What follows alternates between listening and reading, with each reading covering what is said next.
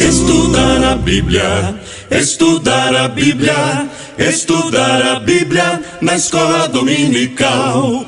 Estudar a Bíblia, estudar a Bíblia, estudar a Bíblia na escola dominical. Vem mais de Deus aprender, fortalece e faz crescer. É domingo de manhã na EBD. Meus amados irmãos, eu vos cumprimento a todos com a paz do Senhor Jesus.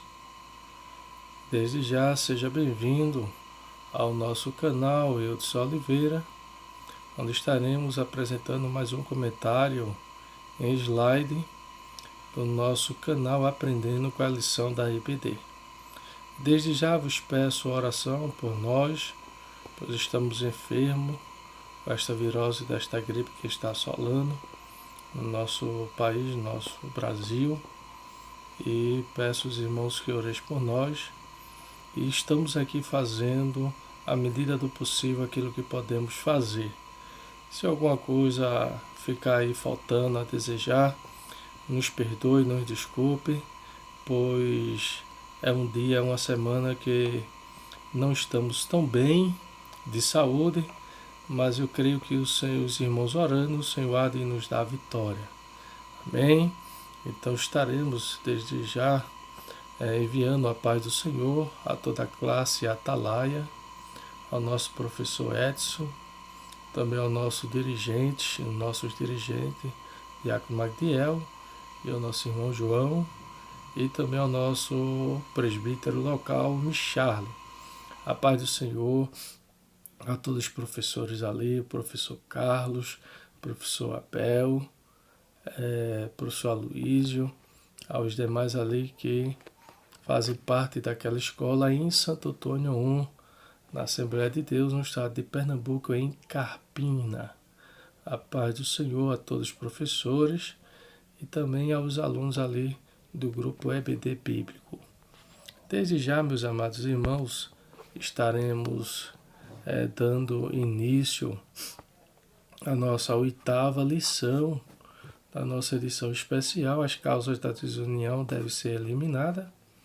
E aí, desde já, eu mando a paz do Senhor aos nossos irmãos que têm se inscrevido em nosso canal, e já estamos com 63 inscritos, ao nosso irmão Ivandi, aqui 3 Maria 2, professor ali da sala de obreiro, nosso diácono Anderson, dirigente ali da escola em Bela Vista, e também o nosso irmão Júnior, ali dirigente da escola da EBD em Paulista, conhecida antigamente como Três Pau. Então vai aí o nosso abraço e a paz do Senhor para esses irmãos que têm nos ajudado e têm nos abençoado nesse nosso projeto. A lição de número 8, que será ministrada dia 23 de agosto de 2020, as causas da desunião devem ser eliminadas. O comentador da lição é o Eurico Peste, e estaremos aqui com o professor Eudson Oliveira, comentando mais um slide da nossa lição, no nosso Aprendendo com a Lição da EBD.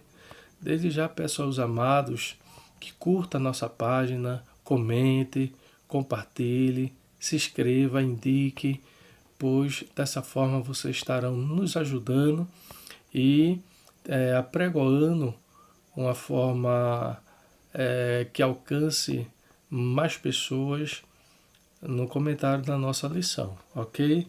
Então, desde já, não canse, não pare, pois vocês estarão nos ajudando e o Senhor há de recompensar cada um de nós. O nosso texto áureo vai nos dizer: ó, quão bom e quão suave é que os irmãos vivam em união. Esse é o nosso texto áureo, Salmo 133, verso 1. A verdade prática nos diz: a união é uma força indispensável para a igreja. É um testemunho diante do mundo e um estímulo para o crescimento da obra de Deus. Isto é tão verdade que a igreja no livro de Atos dos Apóstolos, a igreja primitiva, a gente vai ver que a igreja ali caía na graça do povo e o Senhor ia agregando e acrescentando mais pessoas na comunidade. Não era simplesmente pelo fato da igreja ser rica ou pelo fato de a igreja estar associada ao mundo, à política ou coisa desse tipo, mas pelas suas ações. E isso era tão notório, que a Bíblia vai dizer que o povo iam crescendo e crescendo. Então, a verdadeira união realmente é indispensável à igreja, pois é um testemunho diante do mundo e o estímulo para o crescimento da obra de Deus. E isto é tremendo. E eu me recordo que uma certa vez Jesus, ao se deparar com os fariseus, Jesus também repreendeu eles porque chegou a dizer que vocês nem entram e nem deixam o povo entrar. Então veja que uma igreja que ela tem um bom testemunho, ela tem uma boa conduta, ela tem um bom caráter, ela tem uma boa formação, ela sempre será bem vista, ela sempre será bem aceita, não na sua maioria, mas pela sua postura, mas pela sua conduta. E Atos dos Apóstolos, capítulo 2, versículo 41, vai dizer assim, 40, que diz assim, ó: com muitas outras palavras deu testemunho e exortava-os, dizendo, salvai desta geração perversa. E então os que lhe aceitaram a palavra foram batizados, havendo um acréscimo naquele dia de quase 3.000 pessoas, e perseveraram na doutrina dos apóstolos, na comunhão do partir do pão e nas orações. E em cada alma havia temor, e muitos prodígios e sinais eram feitos por intermédio dos apóstolos. E todos que creram estavam juntos e tinham tudo em comum. Vendia suas propriedades e bens, distribuindo o produto entre todos. À medida que alguém tinha necessidade, diariamente perseveravam unânimes no templo, partiam o pão de casa em casa e tomavam suas refeições com alegria e singeleza de coração, e louvando a Deus e contando com a simpatia de todo o povo. Enquanto isso, acrescentava ali o Senhor dia a dia os que iam de ser salvos. Então, a boa postura de uma igreja verdadeira é esta. Amém? A nossa leitura diária fica aí no nosso slide para os irmãos acompanharem depois em casa.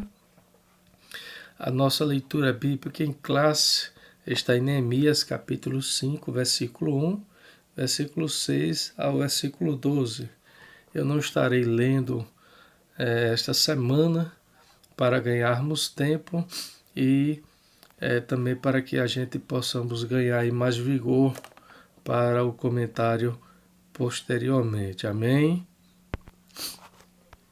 A gente vai estar apenas pulando e no sugerido da nossa harpa cristã, 50, 145 e 426.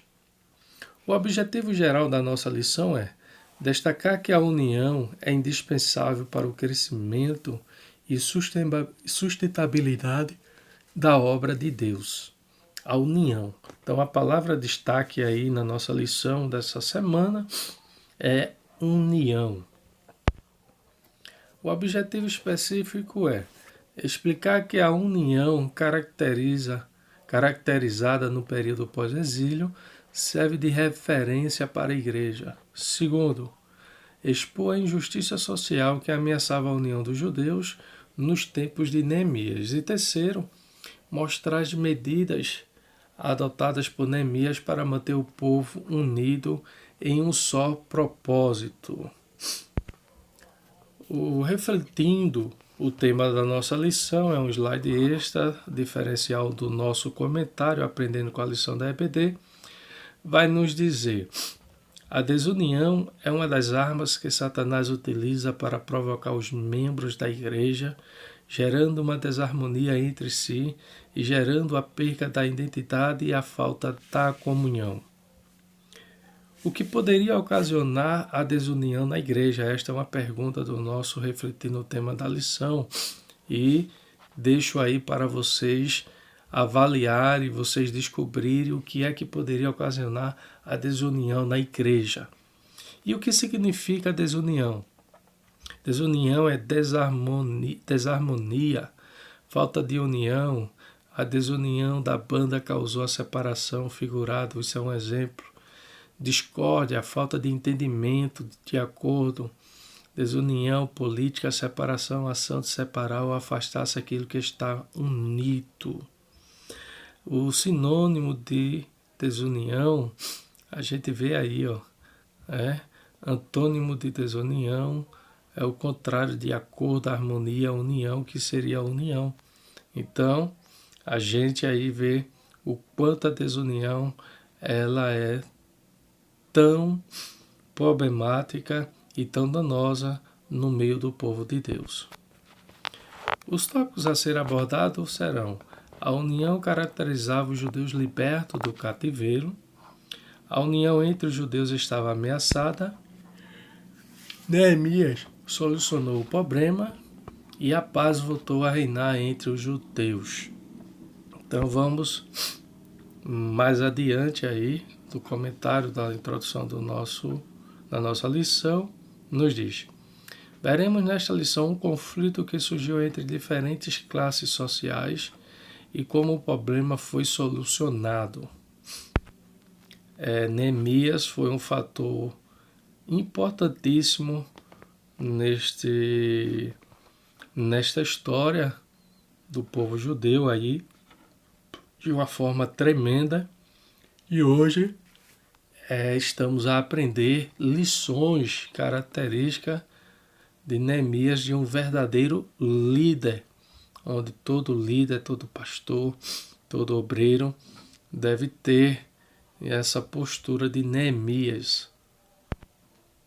O ponto central da nossa lição vai dizer: Cristo derrubou o muro da separação que havia entre os gentios e judeus, tornando uma verdadeira família de Deus. Verdade, em Cristo agora já não há mais grego, nem judeu, nem troiano, são todos agora um só corpo, uma só família em Cristo Jesus. A união caracterizava os judeus libertos do cativeiro. Primeiro, qual era a base desta união? Segundo, esta união entre os judeus simbolizava a união que deve haver na Igreja de Deus. E terceiro, esta união é uma verdadeira força. Verdade. Vamos adiante. A união caracterizava os judeus libertos do cativeiro. E qual era a base desta união? Primeiro, todos eram do mesmo povo e confessavam sua fé no único Deus verdadeiro. Então era uma só língua, uma só fé, um só sentimento, um só propósito, um só objetivo. E acima disso, eles já haviam renovado, construído o altar, já havia levantado o templo, o culto a Deus, as festas e as cerimônias já estavam em ocorrência. Então, a base dessa união, a mesma fé, o mesmo propósito, o mesmo objetivo, o mesmo Deus, e com o altar, o templo e as festas, as cerimônias, todas em ação. Segundo, todos haviam experimentado o despertamento que se havia iniciado pelo rei Ciro, e todos haviam cooperado ativamente para a restauração da cidade de Jerusalém. Se os irmãos quiserem saber o texto que nos dará base para esses dois pontos, os irmãos podem ler Neemias capítulo 4, versículo 6, e Esdras também, capítulo 1, versículo 5, e Esdras capítulo 3, versículo 1. E isso é tão interessante que eu vou ler o Esdras capítulo 1 e o versículo 5, ou 3 e 1. Esdras vai dizer assim, E chegando, pois, o 7º mês, e estando os filhos de Israel Já na cidade se ajuntou o povo como um só homem em Jerusalém.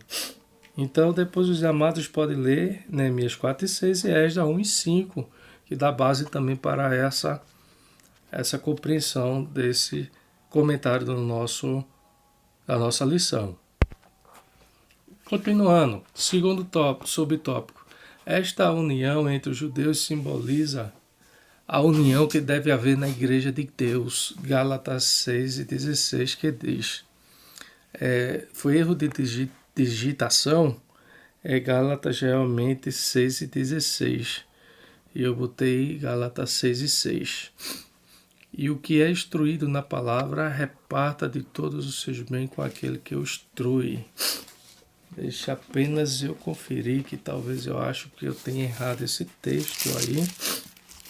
Mas eu acredito que houve realmente um erro aí de digitação e um erro da percepção aí desse texto de Gálatas 6 e 16, que vai nos dizer assim, foi errado aí esse texto. E a todos quantos andarem conforme esta regra, paz e misericórdia sobre eles e sobre o Israel de Deus. Amém? Então, a base dessa união dos judeus serve também para a igreja. Também na igreja há muitas coisas unificantes. Todos experimentaram o novo nascimento e todos que nasceram de novo amam os que são nascidos por ele, Jesus. Então, na igreja, todos têm agora o mesmo nascimento, têm o mesmo Espírito, têm a mesma fé, o mesmo Deus, o mesmo Senhor e tudo para dar certo com esta união que gerará a comunhão. A união, ela gera a comunhão. Todos na igreja são aproximados uns dos outros porque Cristo derrubou o muro da separação que havia entre gentios e judeus, tornando uma verdadeira família de Deus, Efésios 2, 12 ao 19. E esta união não se baseia em nacionalidade, nível social ou cultural, mas todos são um em Cristo, Gálatas 3 e 28, que diz: nisto não há nem judeu nem grego, não há servo nem livre, não há macho nem fêmea, porque todos vós sois um em Cristo Jesus. Então esta é a alegria dos crentes em Cristo Jesus, é que em Cristo, se é que estamos nele, esta união, ela deve ser contínua em nossa vida. Perdão, aí o celular caiu aqui da minha mão, mas restauramos aí a volta. No meio da igreja opera o Espírito Santo, o qual faz com que todos se tornem um coração e uma alma. Atos 4:32. E era um coração e a alma da multidão dos que criam. E ninguém dizia coisa alguma do que possuía era sua própria, mas todas as coisas lhe eram comum. Quando a igreja vive cheia do Espírito Santo, a união funciona em sua plenitude. E então ela se torna uma antessala do céu. Consideremos algumas bênçãos decorrentes da união. Isto é um exemplo da igreja primitiva para os nossos dias atuais. A igreja primitiva é a igreja de maior referência para qualquer igreja autêntica e fiel cristã e que quer ser arrebatada como um exemplo. Vamos para essas bênçãos. Os crentes sentem apoio espiritual para a sua vida. Muitos crentes vivem cercados de pessoas que são contrárias à sua fé, que a riqueza então é chegar à igreja e encontrar ambiente fraternal e a união que predomina entre os irmãos. Ouçamos o que diz o salmista: quão bom e quão suave é que os irmãos vivem em união. O que muitas vezes quebra essa união é a falta de sinceridade, a mentira, o engano, a fofoca, o falso testemunho. Então isso vai gerando um desconforto, uma desunião. Mas quando a igreja ela é dominada pelo Espírito Santo, ela não abre espaço para estas coisas. Parte B. Na igreja levamos a carga um dos outros, Gálatas 6:2. E existem cargas que cada um deve levar sozinha, positivo. Mas existem também cargas em que podemos ajudar uns aos outros. Que bênção na hora de aperto saber que a igreja pode ajudar em oração. E quem já teve experiência por isso, sabe o quanto isso é verdadeiro, é bom e edificante. Uma certa vez, a gente passando por uma situação muito difícil, e eu me deparei com a irmã, e ela disse: meu irmão, estamos orando pelo Senhor e o Senhor há de dar vitória. E o que importa, o que nos fortalece é isso, irmãos. Não importa a dificuldade e a luta que estamos passando, o importante é que a igreja de Cristo, a igreja do Senhor, ela é um corpo de vários membros e que esses membros, a gente sabe que existe membros que já não sentem mais isso, mas existe a igreja verdadeira de Cristo, ele passa a sentir, ele passa a lutar por você. E a nossa alegria, a nossa felicidade realmente chegar na igreja e encontrar esse auxílio, essa ajuda que Cristo ele promove no meio da sua igreja. Amém? Então fomos felizes. A união nos faz forte. Veja aí, ó. Uma ovelha sozinha é facilmente arrebatada, mas quando está com o rebanho é protegida. Uma pedra sozinha pode ser levada ou jogada, porém quando estiver reedificada dentro do muro, é mais difícil tirá-la. 1 Pedro capítulo 2, versículo 4 e 5 vai dizer: E chegando-vos para ele a pedra viva reprovada na verdade pelos homens, mas para com Deus eleita e preciosa. Vós também, como pedras vivas, sois edificados, casa espiritual e sacerdócio santo, para oferecer de sacrifícios espirituais agradáveis a Deus, por Jesus Cristo. Amém. Glória seja dada ao nome do Senhor. Uma igreja que vive a união tem um testemunho maravilhoso. Isto é verdade. Jesus disse que através dessa união o mundo conheceria que ele foi enviado por Deus. Isso. E pela união do mundo conhecerá também os verdadeiros discípulos de Jesus. E nisto todos conhecerão que sois meus discípulos, se vos amardes uns aos outros. Então a gente vai ver que o princípio dessa união no povo ali pós-exílio serve como experiência para nós também hoje. Hoje, a igreja do Senhor. Amém? Vamos mais adiante. Foi por esta causa. Esta união é uma verdadeira força, terceiro subtópico. Foi por esta causa da união que os judeus, numericamente inferiores aos seus inimigos, conseguiram construir o templo e também os muros da cidade. Jesus disse: dele é a glória que a mim deste para que seja um. Sejamos, pois, um, assim como o Pai, o Filho e o Espírito Santo são um. 1 João 5 e 7. E o autor do Eclesiastes já dizia: o cordão de 3 dobras não se quebra tão depressa. Eclesiastes 4 e 12. Então, por isso que a Bíblia diz que é melhor 2 do que 1, porque se um cair, o outro levanta. E isso é algo muito importante, pois Paulo vai dizer que a igreja é um corpo, e assim como o corpo tem vários membros em suas funções, seus ofícios, porém um ajuda, concilia com o outro. E isso é o importante da igreja unida em Cristo Jesus. A síntese do primeiro tópico vai dizer: o mistério da igreja de Cristo, formada pela união entre os judeus e gentios, estiveram oculto desde a eternidade. Verdade. O apóstolo Paulo ele vai revelar esta unidade. O nosso segundo tópico vai dizer: a união entre os judeus estava ameaçada. E qual era a ameaça? Tratava-se de uma grande injustiça social, financeiramente. A vida dos que voltaram da Babilônia era bem difícil. Muitos eram obrigados a tomar dinheiro emprestado, já não não só para o seu sustento, como também para pagar imposto do governo. Tomava emprestado dos seus irmãos mais ricos, quais cobravam juros altos, até mesmo com usura.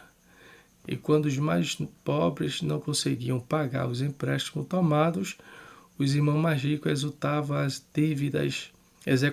as dívidas, tomando as casas, terra e até mesmo os filhos e as filhas dos devedores. Neemias 5, do 1 ao 5. Então, aconselho os amados, como já em outros vídeos anteriores, vos falei, sempre ler o livro de Esdras e Neemias por completo, e esse capítulo 5 é o que vai falar toda a lição deste dia, que será ministrada neste domingo, no dia, deixa eu ver aqui, no dia 23 de agosto, e o capítulo 5 é o base para a lição. Ou seja, isto foi causa de grande clamor entre os judeus, e este assunto chegou ao conhecimento de Neemias, o qual ficou muito enfadado. Então, o que a gente pode ver aí, amados, é que o povo estava passando por fome, teve que pegar dinheiro emprestado de mais pobres, e quando não podia pagar, os ricos tomavam suas casas, sua terra, sua lavoura, e tiravam até os seus filhos e as suas filhas. E esses empréstimos, eles faziam esse empréstimo com juro alto, com usura. E aí o povo reclamou e foram até Neemias. E aí o que me chama a atenção é que Neemias, ele é um tipo de um líder, ou tem uma característica de um líder, que é aquele líder que ouve o povo, O povo estava se queixando, o povo estava passando realmente por uma injustiça, e eu vejo duas características aqui de Neemias. A primeira é o líder que ouve o povo, e segundo, é o líder que procura buscar agir com justiça e não com injustiça. Então, a gente vai ver aí no decorrer da lição que Neemias, ele agiu com essas duas características de um verdadeiro líder. Em primeiro lugar, era uma expressão de falta de amor. Veja o comentador, há 27 anos atrás, ele vai dizer que a injustiça, em primeiro lugar, era a falta de amor. E isto é verdade. A Bíblia diz que por se multiplicar a iniquidade de muito, o amor de muitos esfriariam.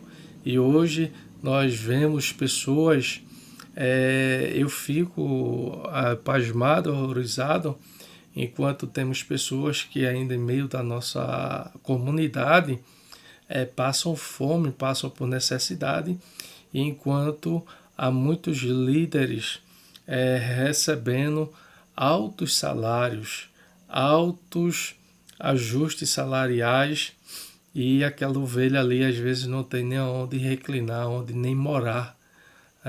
Então isso é algo que a gente fica a pensar como é que Deus há de julgar essas coisas. Então, em primeiro lugar, a falta de amor. Os mais ricos para com os mais pobres. Desta forma, os mais ricos pecavam contra os seus irmãos mais pobres e não lhe davam o devido valor. A Bíblia diz que cada um deve considerar uns aos outros superiores a si mesmo, Filipenses 2 e 3, e que devemos suportar uns aos outros em amor. Por falta de amor, os ricos chegaram a cobrar juros com usura, coisa proibida na lei. O texto da lição aí, Levítico 22 e 36, é um texto que foi mal colocado, e o correto seria Levítico 25 e 36, o que está aí na sua tela. Não tomarás dele usura nem ganho, mas do teu Deus terás temor, para que teu irmão viva contigo.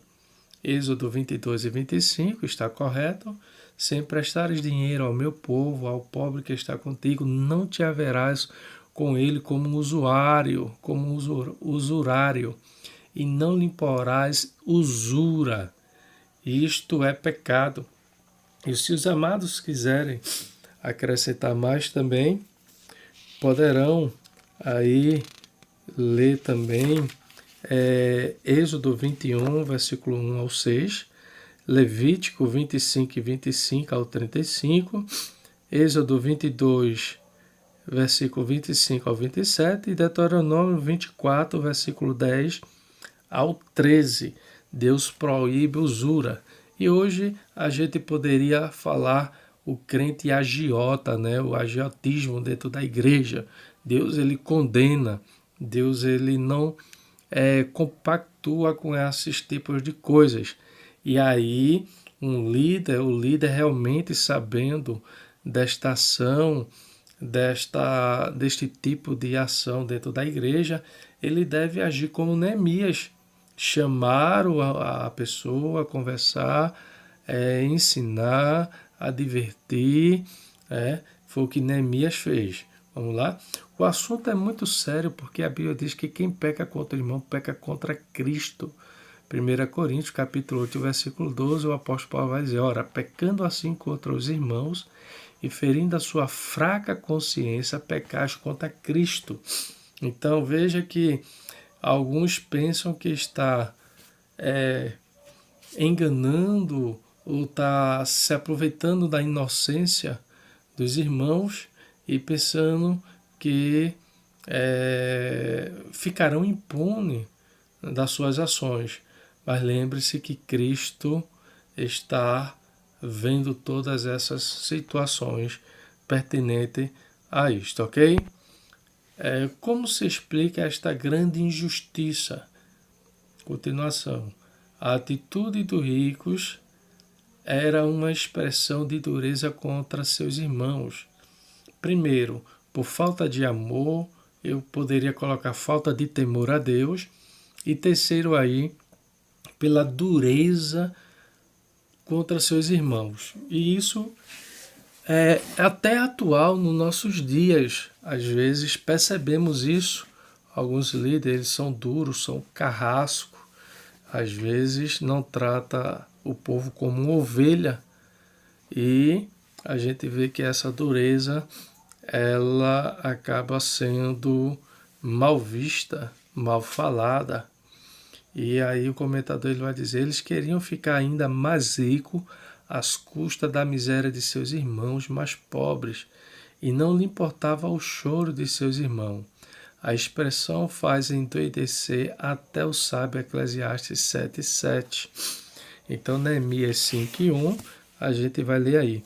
E foi grande, porém, o clamor do povo e de suas mulheres contra os judeus, seus irmãos. E aí a gente vai voltar a vos falar que Neemias é um exemplo de um verdadeiro líder. Um líder que ouvia o povo, um líder que entrou para resolver a situação agora, dessa injustiça, dessa situação. Por quê? Aí a gente vai ver duas características. O líder que ouve, o líder que procura resolver e procura resolver com justiça, com retidão, e não baseado em emoção.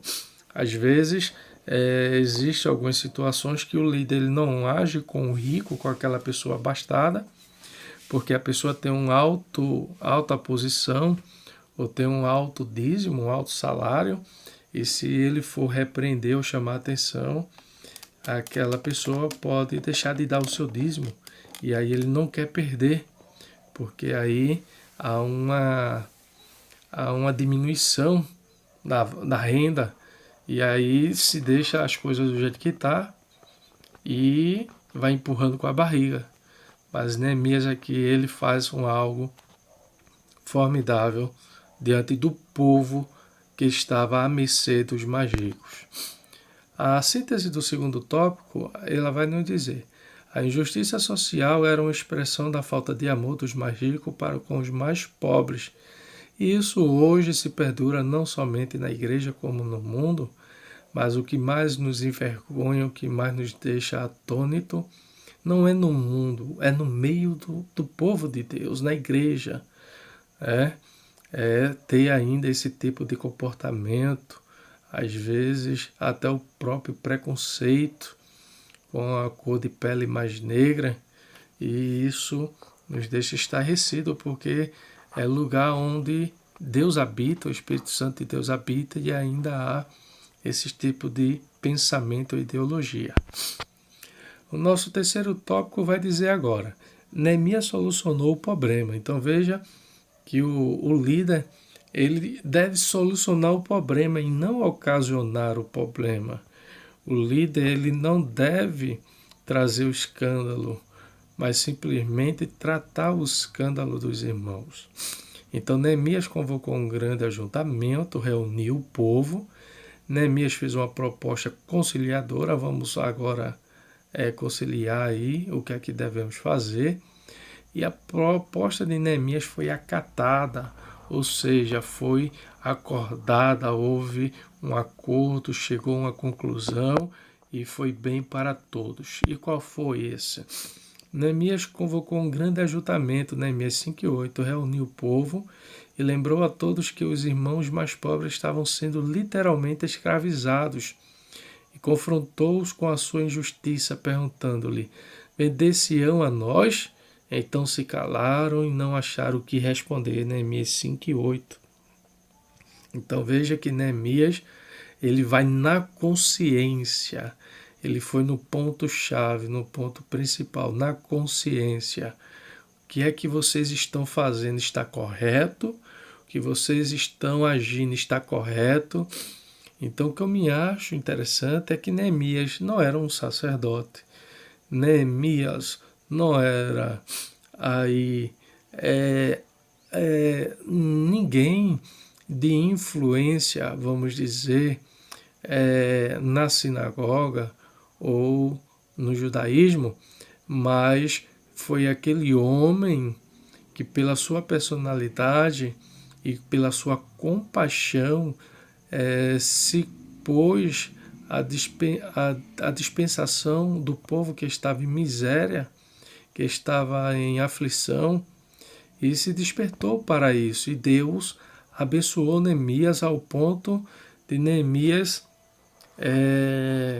tratar aí o povo, cuidar do povo mais carente e mais pobre. E o que eu me lembro disso é de Jesus. Jesus ele andava muito entre os pobres, entre os necessitados, e muitas das vezes Jesus era indagado porque andava com prostituta, com bebarrão, com comilão, com adúlteros, com as classes mais baixas do povo ali da época. E uma vez ele disse, eu não vim para os sãos, mas sim para os doentes, porque os sãos não precisam de médico, e sim os doentes. E hoje a gente vê muitas vezes os líderes se aproximando mais de pessoas que têm status, que têm dinheiro, que têm posição, e abandona e esquece dos mais pobres, mais carentes, daqueles que mais precisam da sua ajuda, dos seus auxílios. Vejamos, Neemias solucionou o problema. Neemias fez uma proposta conciliadora. Deixamos este ganho restituí-lo hoje. Neemias incluiu na proposta, ele e seus auxiliares haviam emprestado a juro, e note bem, a juro, mas não com usura.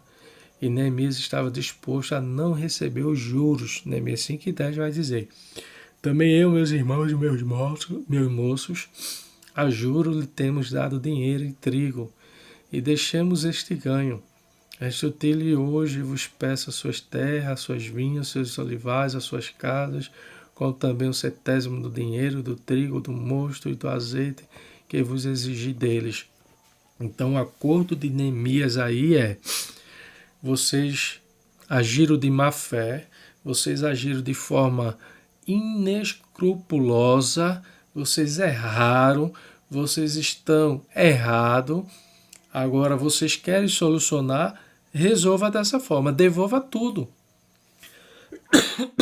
Perdão. E aí o povo concordou com a atitude e com a ação de Neemias. Então veja que Neemias, o líder ali, ele reúne todo o povo e diz, agora vocês vão ter que restituir.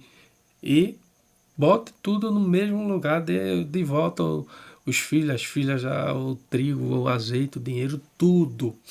Não fique com nada. Isto é um verdadeiro despertamento, isto é um verdadeiro a razão ou motivo para Deus agir. E muitas vezes nós ficamos a pensar por que é que Deus não age tanto mais no meio da igreja, por que é que Deus não cura tanto, Deus não batiza mais, Deus não tem salvado, não tem libertado tanto, porque muitas vezes agindo com injustiça com o nosso próximo, agindo de má fé, e isso Deus ele não tolera, isso Deus ele não deixa passar à tona. Amém? Vamos mais adiante. A proposta de Neemias foi acatada, sim, positivo. Neemias, guiado pelo Espírito Santo de Deus aí, Neemias, um líder de um caráter de compaixão, de integridade, de justiça, de justo. Ele diz: restituiremos, nada procuraremos deles. Faremos assim como dizeis. Neemias fez com que jurasse diante dos sacerdotes que assim fariam. Um ato simbólico de Neemias confirmou aquele juramento solene. Neemias 5, 12 e 13, eu botei o 12 aí para complementar o argumento que diz. Então disseram: restituiremos, nada procuraremos dele. Faremos assim como dizes. Então chamei os sacerdotes e eu fiz jurar que fariam conforme essa palavra. E também o meu regaço sacudi e disse: assim sacuda Deus a todo homem da sua casa e do seu trabalho, que não cumprir esta palavra, e assim seja sacudido e vazio. E toda a congregação disse amém, e louvava o Senhor, e o povo fez conforme esta palavra. Então o que eu acho bonito e interessante aí é que Neemias não era sacerdote, Neemias não era uma pessoa que a gente poderia dizer era um pastor ou um ministro, mas era simplesmente uma pessoa que foi movida pelo Espírito Santo de Deus e teve a sua participação de uma forma brilhante aí, trazendo a união, trazendo a comunhão. E o que eu acho bonito de um verdadeiro líder é justamente isso, é apaziguar as situações, é trazer a união do povo, é trazer a unidade da igreja, e não a desunião, e não a desigualdade.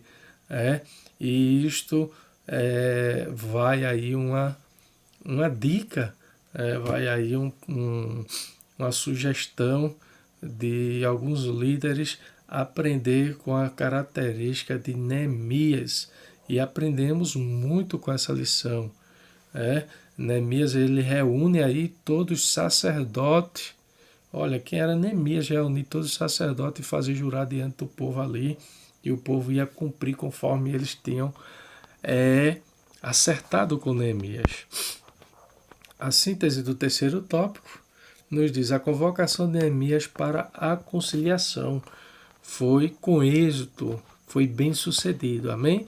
Estaremos adentrando agora no quarto e último tópico da nossa lição. A paz voltou a reinar entre os judeus. Surgindo o problema entre os irmãos, deve logo ser tratado com muita diligência, e problemas relacionais devem ser tratados carinhosamente. Então este é o nosso quarto e último tópico da nossa lição.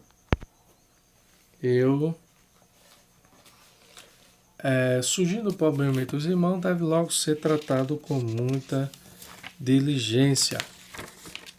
Quando o líder do povo foi ignorante, veja que o comentador ele coloca, e eu acho muito interessante,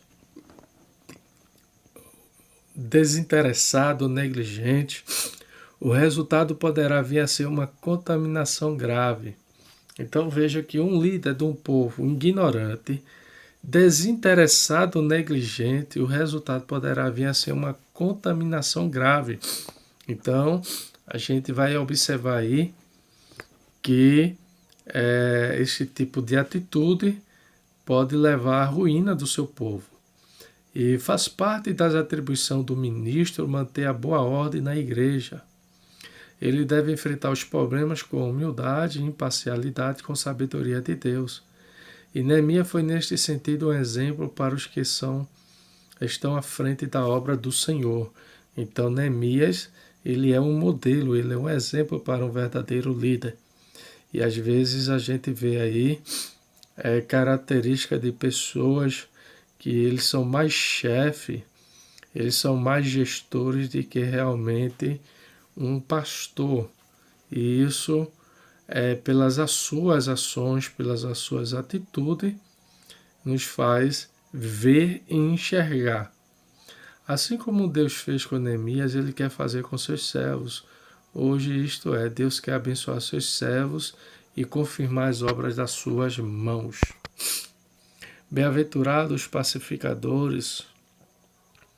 A desunião representa uma obra da carne, Gálatas 5, 19 e 20, porque as obras da carne são manifestas, quais são prostituição, impureza, lascívia, idolatria, feitiçaria, inimizade, porfia, emulações, iras, pelejas, dissensões, heresias. E isto é complicado, amados. A desunião, ela é uma arma utilizada por Satanás para gerar essa desarmonia entre o povo de Deus, entre a igreja, entre os membros, entre os componentes, e inibindo assim a ação e o trabalhar de Deus no meio do seu povo e a desintegração da comunidade. Estas coisas entristecem o Espírito Santo, Efésios 4, 30, e não entristeçar o Espírito Santo de Deus, no qual está selado para o dia da redenção, verdade, onde o pecado, onde a arrogância, onde a ambição, o orgulho, onde o mal, onde a mentira, o engano, ela vem prevalecer no meio da igreja. Isto vem entristecer o Espírito Santo de Deus e vem inibir a atuação divina no meio do seu povo. O problema relacional deve ser tratado carinhosamente. A desunião destrói a comunhão e o amor entre os irmãos, coisa tão preciosa na igreja, andar em amor, como também Cristo vos amou. Quem ama a Deus, ame também a seu irmão, 1 João 4, 21. E Jesus orou para que todos sejam um como tu, ó Pai, o és em mim e eu em ti, João 17 e 21. E isso serve de modelo para nós. Estamos vivendo como a igreja de Éfeso, uma igreja de mensagem, de palavra, mas que falta voltar ao seu primeiro amor. Precisa voltar ao amor de Cristo. E finalmente devemos cultivar nosso testemunho diante do mundo. A união entre os crentes é o selo da estabilidade espiritual da paz na igreja. João 17, 4. Eu glorificar-te-ei na terra, tendo consumado a obra que me deste a fazer. Pois onde se reunirem 2 ou 3 em meu nome, ali eu estarei no meio deles. Primeiro, para Deus estar no meio do seu povo, tem que haver o confessamento do pecado, tem que ver a restauração da união e, segundo, a verdadeira unidade no amor. Verdadeira unidade no amor. E assim concluímos a nossa lição, nosso quarto tópico, que nos diz: a paz foi mantida porque Neemias enfrentou os problemas com humildade, imparcialidade e com sabedoria de Deus. Coisa bonita é ver um líder que ele age realmente conforme a palavra de Deus. Quando o líder ele age conforme o propósito de Deus, conforme aquilo que Deus deseja. E aí a gente aprende com esta lição que vamos para a conclusão. E a lição não tem conclusão, mas aí nós colocamos a nossa conclusão, que vai dizer assim: ao término desta lição, podemos aprender que em toda a comunidade aparecerão os desafios, os conflitos e as barreiras. Porém, quando há uma liderança guiada pelo senso de amor, equilíbrio, justiça e, o mais importante, o Espírito Santo, sempre terá uma solução em suas escolhas, sendo assim que possamos lembrar das palavras do apóstolo Paulo quando diz: ora, O Deus da paciência e da consolação vos conceda o mesmo sentir de uns para com os outros, segundo Cristo Jesus, para que concordemente e uma voz glorifiqueis ao Deus Pai do nosso Senhor Jesus Cristo. Portanto, acolhei-vos uns aos outros, como também Cristo nos acolheu para a glória de Deus. Então, isso é formidável. O apóstolo Paulo, ele chega a dizer que há em vós o mesmo sentimento que houve em Cristo Jesus. Irmãos, que possamos voltar ao primeiro amor, que possamos amar realmente de prática, de ação. Muitas vezes ensinamos, muitas vezes falamos, onde a prática, onde a vida contínua, onde a obra, a ação não nos mostra aquilo que está se falando. A gente vê por aí pessoas que ganham seus 8, 9, 10 mil de salário e outros, para limpar uma igreja, ele ganha 150, 140, 160 reais por mês. E isso é de nos doer o coração, porque há uma injustiça, há um desequilíbrio, e que isso deve ser tratado, mas que Deus possa ter misericórdia de nós e dar sabedoria, entendimento e discernimento para que os nossos líderes possam enxergar o que Deus realmente ele quer com o seu povo e a sua igreja. E assim concluímos a nossa lição, a sugestão teológica da nossa lição, o Dicionário Vine, o Guia do Leitor da Bíblia. Fica aí para os amados ler, pesquisar e fazer a sua anotação, o Guia Cristão da Bíblia. E, desde já, pedimos que Deus vos recompense e abençoe este nosso projeto. Não esqueça, curta, comente, compartilhe e no seu canto direito, a parte de baixo vermelhinha, se inscreva, propague esse projeto que Deus tem nos ajudado e tem nos abençoado, e com certeza Deus há de recompensar. Nós não estamos aqui para denegrir nem para expor ninguém, estamos aqui comentando a lição, e nesse comentário sempre teremos o nosso à parte, que achamos ou pensamos em enquadrar também no tema da lição. E peço que os irmãos continuem orando por nós, para que Deus possa restaurar a nossa saúde, e dou graças a Deus que consegui terminar sem nenhuma dor de cabeça e sem nenhuma dor no corpo.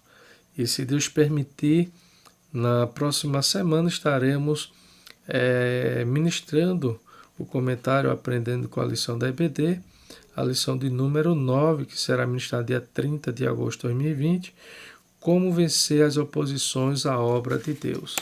Amém? Que Deus vos abençoe em Cristo Jesus e lhe dê uma rica semana, e que todos tenham uma boa aula e um bom aproveitamento em nome de Jesus. Amém.